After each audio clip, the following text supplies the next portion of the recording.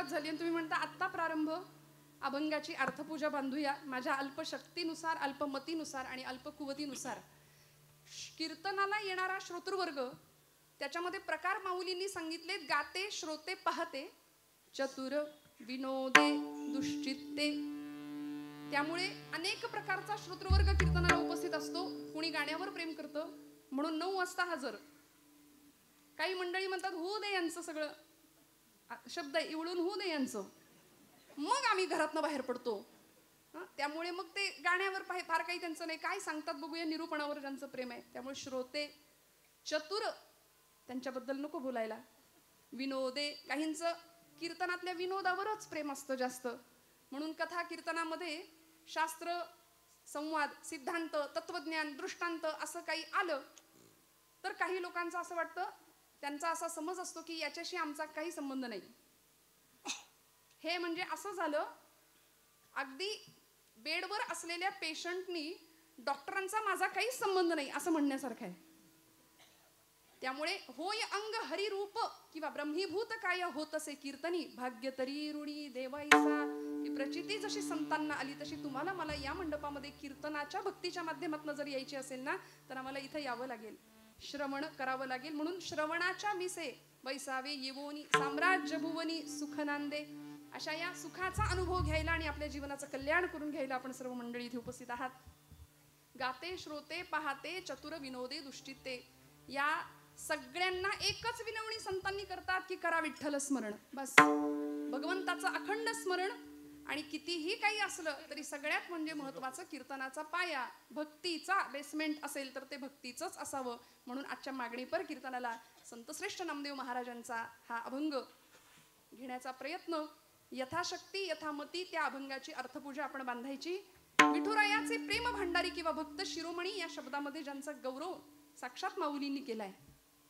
आजचा दिवस हा महान असा पर्वकाळ आहे. कार्तिकी एकादशी, कार्तिक शुद्ध एकादशीचा दिवस, प्रबोधिनी एकादशी, देव उठणी एकादशी असं काही ठिकाणी आपण म्हणतो, देवशयनी एकादशी, आषाढी एकादशी आणि आजची देवाला उठवण्याची एकादशी. म्हणून काकडा, जिथे तिथे काकड्याचा आनंद आपण सगळी मंडळी घेताय.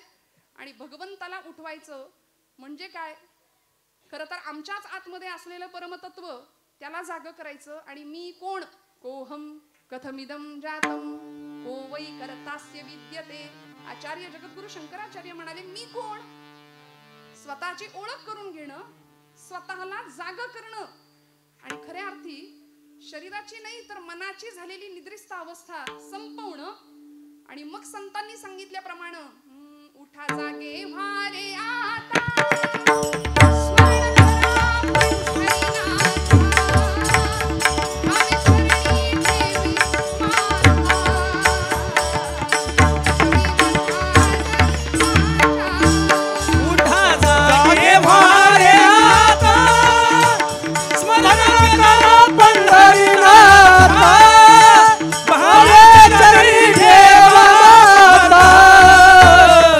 सुखविता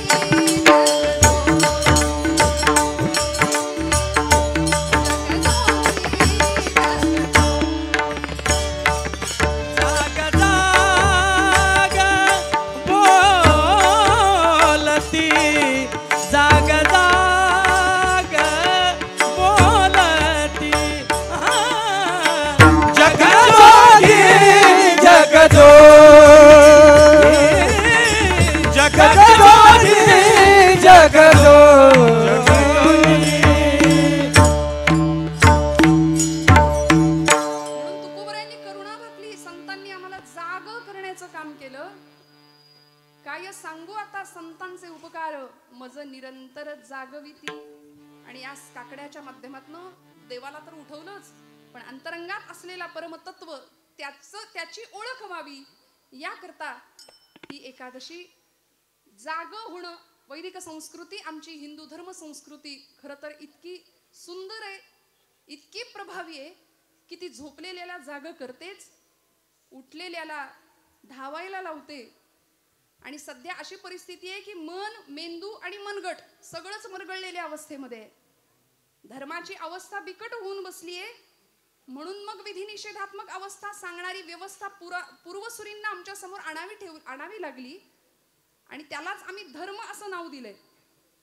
पण या धर्माच्या बद्दल बोलताना बऱ्याच वेळा आपल्याला असं वाटतं धर्म म्हणजे काहीतरी अवघड, काहीतरी वेगळं. धर्म म्हटलं की अनेकांच्या डोक्यामध्ये काहीतरी वेगळाच विचार येतो. धर्म ही अफूची गोळी आहे असं म्हणणारा कार्ल मार्क्स इथे येऊन गेला होता. मला असं वाटतं अफू खाऊन केलेलं विधान होतं की काय ते. पण ज्ञानोबांनी या श्रुतीशास्त्राला माऊली असं संबोधन दिलंय. पै अहितापासून सोडविती, हित देऊनी वाढविती. नाही गा श्रुती परवती माऊली जगा. आई लेकरू चुकलं तर त्याला 2 रट्टे घालते, पण तीच आई, तेच लेकरू जर आजारी पडलं तर त्याच्या उशा पायथ्याशी बसते की नाही. धर्म आमचा आईसारखा आहे. त्यामुळे आईच्या कळवळ्यांनी या धर्मशास्त्रांनी आम्हाला काही विधिनिषेधात्मक अवस्था व्यवस्था दिल्या. काय करावं आणि काय करू नये, डूज आणि डोंट्स.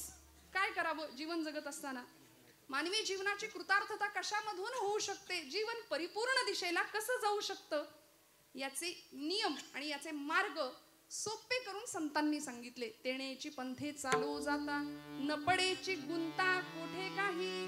सगळे गुंत्यात फसलोय आम्ही आणि या गुंत्यातून बाहेर पडायचं असेल, सगळ्या प्रश्नांची उत्तर मिळवायची असेल तर संतांनी घालून दिलेला मार्ग, त्या मार्गावरून चालायचं. आणि मग काय करायचं, माणूस जन्म मिळाला. समर्थ रामदास स्वामी दासबोधात म्हणतात, पशुदेही नाही गती, ऐसे सर्वत्र सांगती. या नरदेहीच प्राप्ती परलोकाची. एकनाथी भागवत संत श्रेष्ठ एकनाथ महाराज, या नरदेहा माझी पहा हो, अति दुर्लभ मनुष्य देहो. सकल देहा माझी पहा हो, अति दुर्लभ मनुष्य देहो. त्याची या प्राप्तीचा संभव, तो अभिप्रावो अति दुर्लभ. या नरदेहीचे निज्ञाने सच्चिदानंद पदवी घेणे एवढा अधिकार नारायणे कृपावलोकनी दिला. त्यामुळे मनुष्य जन्माला यायचं आणि काय मिळवायचं, आयुष्याच्या साधने सच्चिदानंद पदवी घेणे. सच्चिद आणि आनंद या पदवीला आम्ही प्राप्त होऊ शकतो, जी माऊलींनी मिळवली, जी तुकोबरायांनी अवस्था प्राप्त केली. म्हणून तर सच्चिदानंद मूर्ती पाय दाखवी आम्हा, असं रामेश्वर शास्त्रींनी आरती केली महाराजांची. त्यामुळे या स्थितीला जर आम्हाला पोहोचायचं असेल तर माणूस आणि पशु यामध्ये एकच मोठा फरक आहे की माणसाला नियम घालून दिलेत शास्त्रकारांनी, धर्मानी. पशूंना काही नियम नाहीत, कुठलं बंधन नाही, कसंही जगा, कसंही वागा. आणि आज माणूस नियमबाह्य वर्तन करतो, मर्यादे पलीकडे जाऊन वर्तन करतो. म्हणून तर त्याचं जगणं मानव न राहता मानवाचा दानव झालाय. ही परिस्थिती आहे. म्हणून आतमध्ये डोकवायचं असेल तर संतांच्या वाटेवरून चालावं लागेल. आणि मग नियम काय दिलेत आम्हाला, त्या नियमांनी आमचं अनुसरण करावं लागेल. व्रत, वैकल्य, जपजाप्य, तीर्थयात्रा, दान, धर्म जो तो सगळे आपापल्या परीने करतात. परमार्थ ज्याला त्याला जमेल, ज्याला त्याला पचेल, ज्याला त्याला रुचेल असा प्रत्येक जण करतोय. पण कधी कधी काय होतं, खूप लक्ष देऊ नाही का, परमार्थाचा अर्थ कळायला आम्हाला वेळ लागतो बरं का. परमार्थाचा अर्थ कळायला आम्हाला वेळ लागतो, अर्थाचा परमार्थ लगेच कळतो. विठ्ठल आहे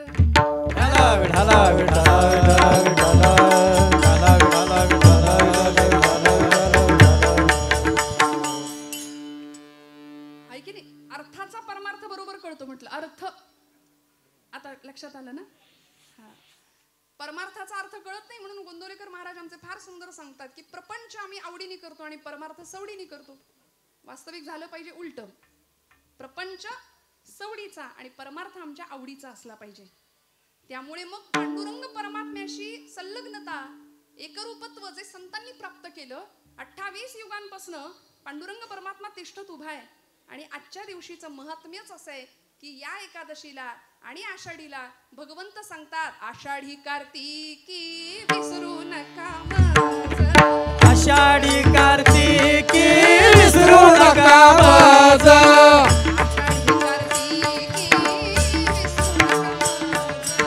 आषाढी कार्तिकी विसरू नका माझ,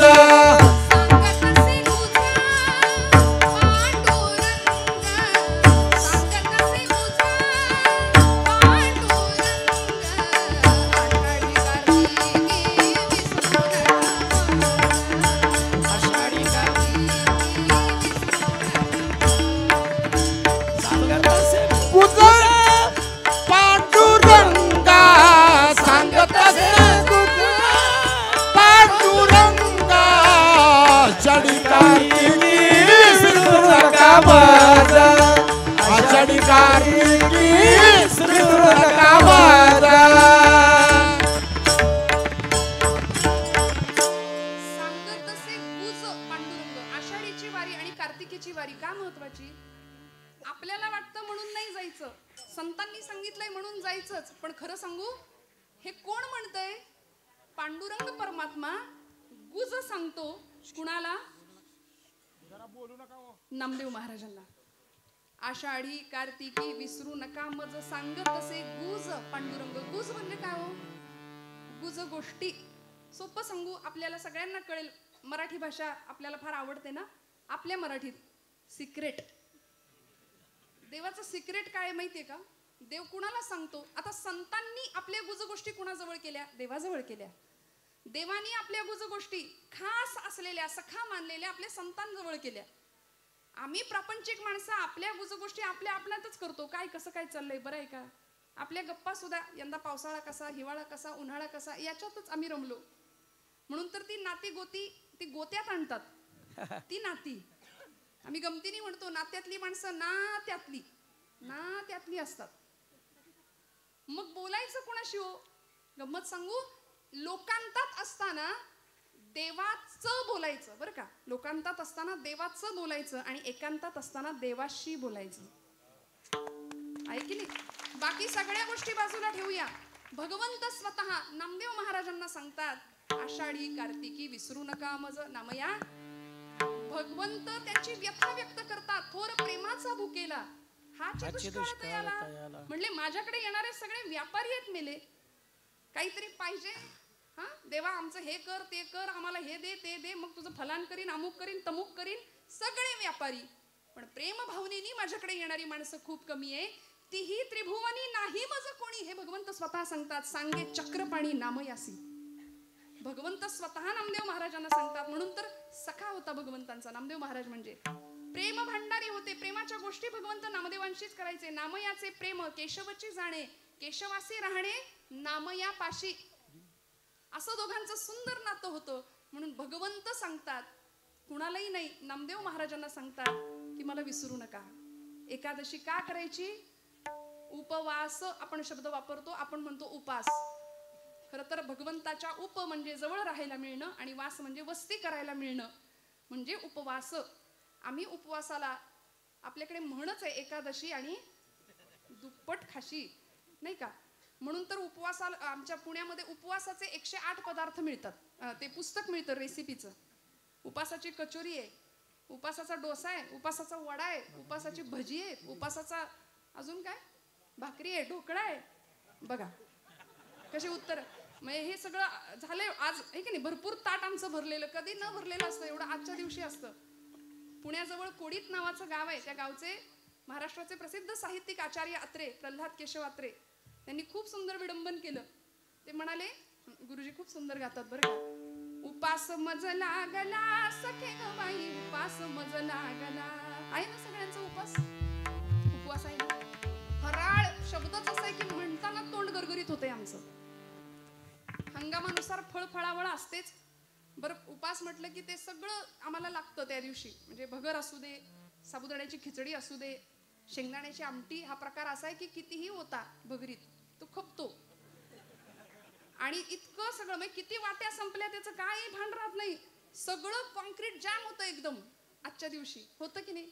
आणि एवढं करून चेहरा असा असतो, उपास उपास आहे, काही गिळलंच नाही जणू.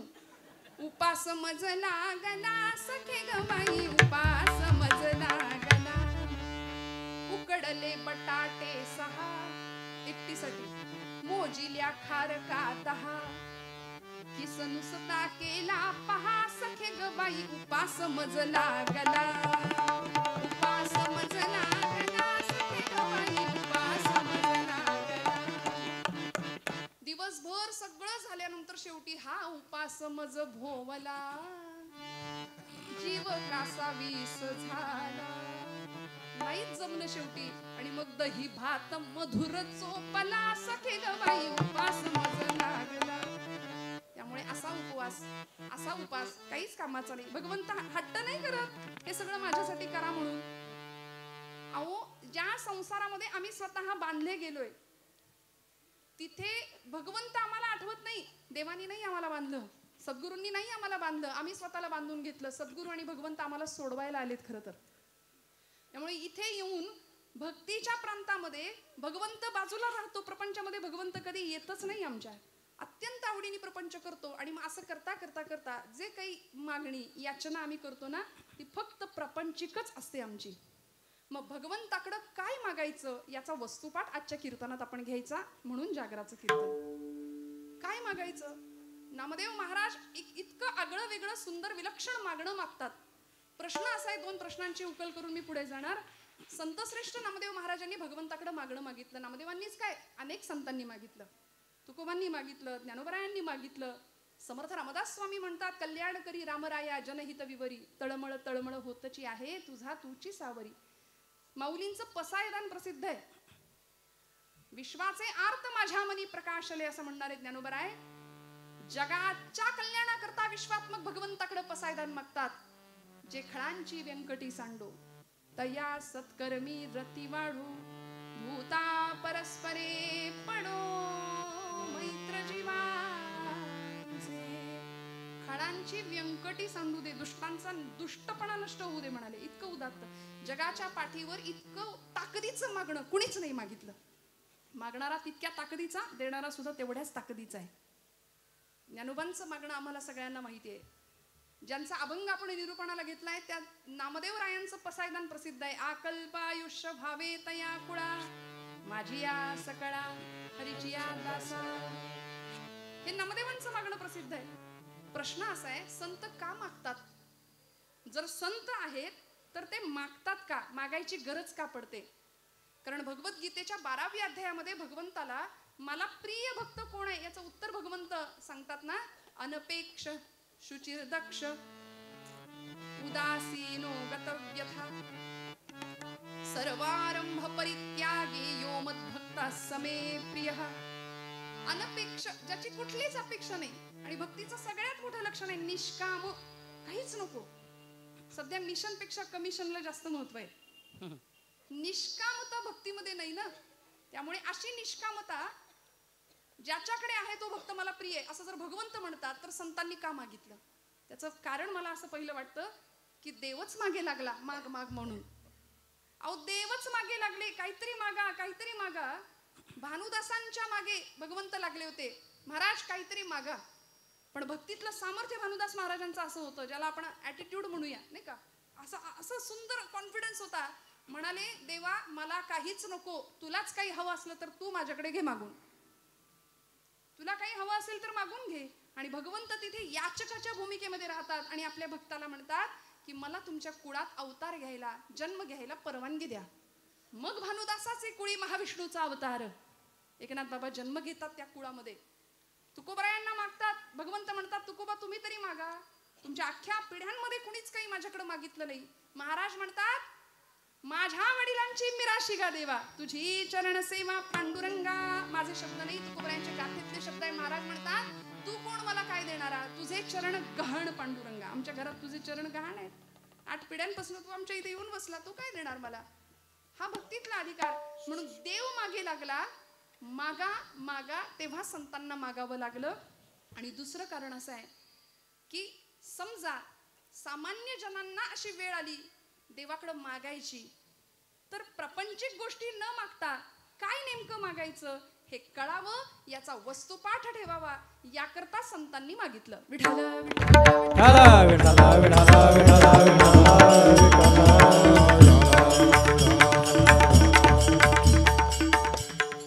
त्यामुळे कायिक नियम, वाचिक नियम आणि मानसिक नियम सांगत असताना संतश्रेष्ठ श्री नामदेवराय महाराज, पांडुरंग परमात्मा ज्यावेळी विचारतो, नामदेवा काहीतरी मागा, काहीतरी मागा, नामदेव महाराज पहिला नियम सांगतात भगवंतांना अभंगाच्या प्रथम चरणात. देह जावो अथवरा हो, देह जावो अथवरा हो, देह जावो अथवरा हो, देह जावो अथवरा देह जावो अथवरा हो, देह जावो अथवरा हो, देह जावो अथवरा हो, देह जावो अथवरा हो, देह जावो अथवरा हो, देह जावो अथवरा हो,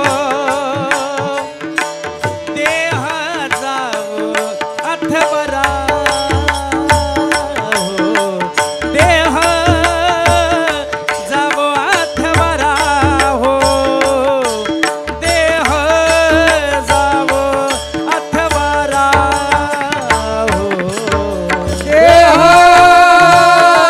जावो अथवरा हो, देह जावो अथवरा हो, देह जावो अथवरा हो, देह जावो अथवरा हो, पांडुरंगी दृढ भाव, पांडुरंगी दृढ भाव, चरण सोडी सर्वथा, चरण सोडी सर्वथा, चरण सोडी सर्वथा, चरण सोडी सर्वथा, पांडुरंगे दृढ भाव, पांडुरंगे दृढ भाव, चरण सोडी